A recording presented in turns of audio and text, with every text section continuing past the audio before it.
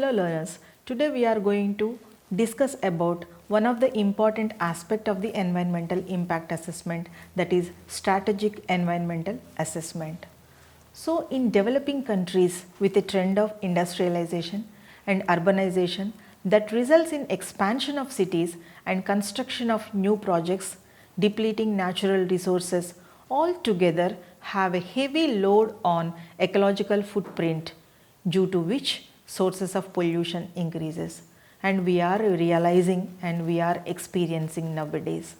The increase in the pollution levels and the lack of enough strategies in environmental planning and management that keeps environmental sustainability is an unachievable target. So the existing environmental impact assessment guidelines that has not been effective due to many reasons. For example, the legislation, organizational capacity, training, environmental information, participation and policy. In a perception, environmental impact assessment is more focused on the project development proposals rather than the prediction of the effects proactively. So that means it does not apprise the types of project activity which are suitable for socio-economic development. It also lacks the strategic vision for considering cumulative impacts of the multiple project proposals. So if the situation is like that, there is a need for developing another environmental management tool which is known as strategic environmental assessment that has come to existence. If we will see the history about this one, late 1980s, some countries started to evolve guidelines, procedures and laws that envisaging environmental assessment of the policies, plans, programs and legislative acts. At international level, several influential bodies expressed their support, like a protocol which is emerged as a strategic environmental assessment SEA. European Commission endorsed the extending environmental impact assessment from projects to higher tiers of action. That means the Commission's fourth action program on the environment provided a clear statement of the principles of environmental policy in the European communities. World Conservation Strategy of 1980, the first international document on living resource conservation produced with inputs from governments, non-governmental organizations and other experts. They have pinpointed the need to integrate environmental considerations with development in 1980 itself. It also emphasized that unless environmental objectives informed development policy, the various sectoral plans and the programs would be based solely upon social and economic considerations, and also consequently the attempts to minimize the environmental damage at the project level would only rarely be successful. Consequently, strategic environmental assessment became an accepted part of the World Bank policy also. That also states that environmental issues must be addressed as part of overall economic policy rather than project by the project. That is the World Bank in 1987 itself. The importance of this philosophy has been again underscored in the Brundtland report, that is a World Commission on Environment and Development 1987 itself. In 1996, European Commission started considering strategic environmental assessment for certain plans and programs. In 2001, European Union Council approved this proposal by its directive in 2001-42 EC, and it became binding for European Union member countries since 2004. So strategic environmental assessment has been widely promoted by international developmental agencies like World Bank, UNEP and OECD countries.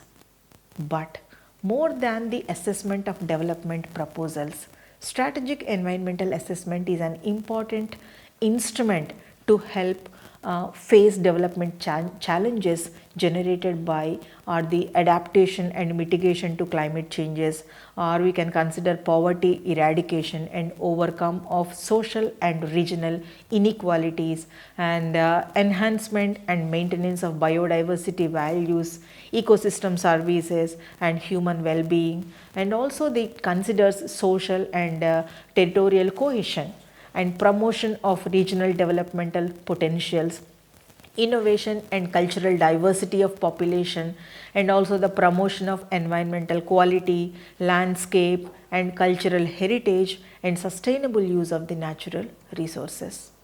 If we will see the definition of the strategic environmental assessment, it is a formal, systematic, comprehensive procedure to analyze, address and evaluate and address the environmental policies, plans and programs. That means there are 3 P's involved in that, that is policies, plans and programs that have the physical and spatial references and other strategic initiatives on alternatives to the adverse environmental effects. If we will see what is the rationale and scope of this strategic environmental assessment.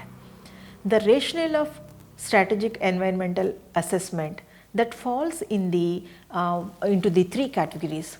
The first category is to strengthening the environmental impact assessment process by ensuring the policies and plans where the environmental issues are addressed in a proactive manner. In the second way, to improve the cumulative environmental impact assessment of large scale projects. Thirdly, it will focus on sustainable development. So, the environmental impact assessment procedures and practices that have certain limitations. They contain structural deficiency on the relatively final phase at which environmental impact assessment is applied in decision making with or without proper environmental analysis. Most important stage this one.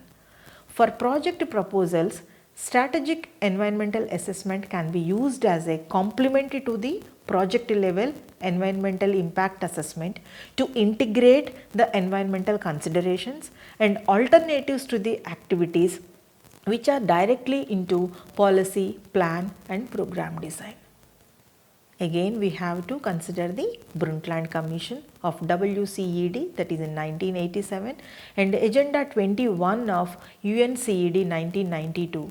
It can be a vector for a sustainability approach to planning and decision making when applied systematically in the upstream part of the decision cycle and to the economic, fiscal and trade policies that guide the overall course of development. This approach of upstream definitely helps in constructing environmental impact assessment projects more significant and reducing the time and efforts that involved in their preparation. If we will consider the scope of this strategic environmental assessment, which is a decision assistance instead of decision making process.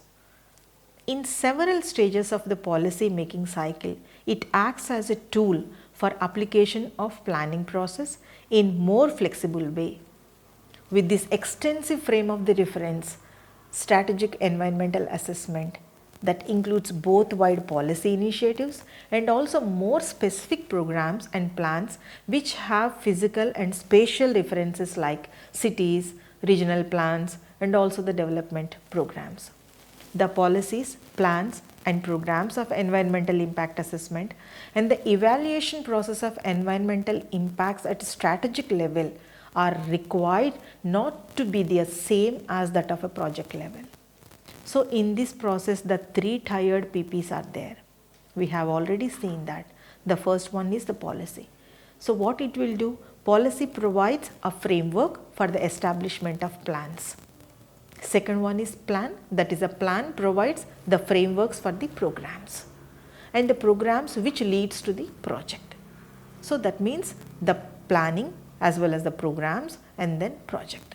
So, this framework hierarchy that exists between the policies, plans and the programs, with policies are at the first level of the conceptualization, which is followed by the plans and also the programs. So the program activities that make plans more certain by fix up a time schedule for specific activities. So execution of a program that includes carrying out certain projects which were subjected to environmental impact assessment procedure. Now we look into the strategic environmental assessment process. There are so many procedural steps are involved. The first step is the screening. That means screening is the stage where all the liable agency or company or organization that undertakes suitable assessment procedures for strategic decisions, those has environmental adverse effects. And the second step involved in this process is the timing, that is strategic environmental assessment solutions which are available well in advance for formulation of the strategic decision. And the third step involves the environmental scoping. This is one of the important steps in the SEA, where all pertinent information regarding to the proposed developmental activity to the judging authority for the verification whether to allow the developmental activity or whether to define the objectives, that would be completed in environmentally benign way, or we can also see that we can follow other alternative approaches. The other factors if we will consider in this procedure steps like socio-economic conditions, that should be influenced the assessment. And the next step is the review. In this stage, the SEA procedure, the standard level of the quality and the confidential data will be protected by an effective review operation. Next comes to the participation.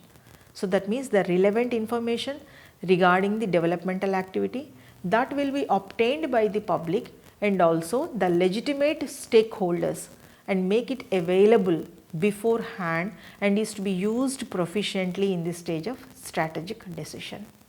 Next comes to the documentation stage.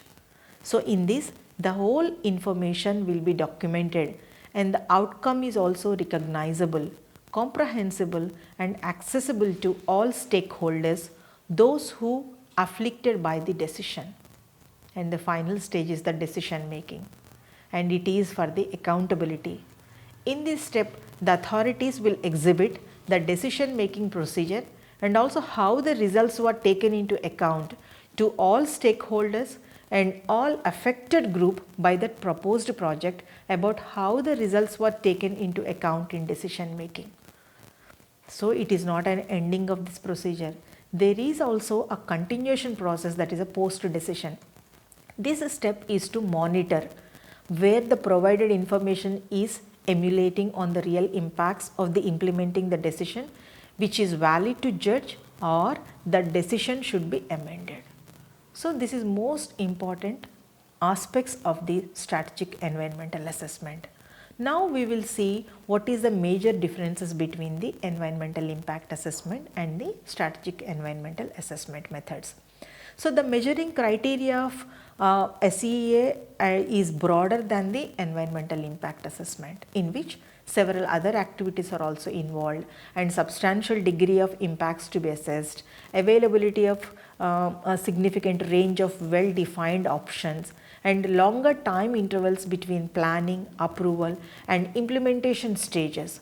So all these above, the real advantages of this strategic environmental assessment is a creative and innovative instrument with the flexibility in the formulation and reformulation and also amendment of all these 3 PPs in response to achieve the objectives of the environmental sustainability. Dear learner, before concluding, I would like to provide you the overview of strategic environmental assessment process.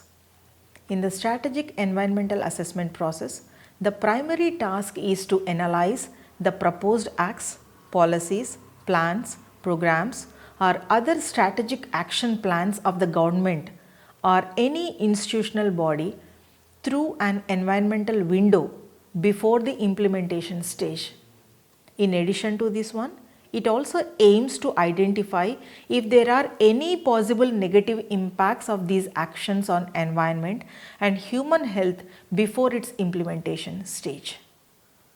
By identifying the impacts in this next stage, the methods and to improve plans or programs and the ways to minimize its potential negative environmental impacts are need to be suggested. So, the main goal of SEA is to ensure optimization of plans and programs and make them most beneficial for environment and the human health. It also prioritizes the potential hazards and safety issues that will provide the information to the policy makers and decision makers in order to allow them consider expected risks as well as the benefits.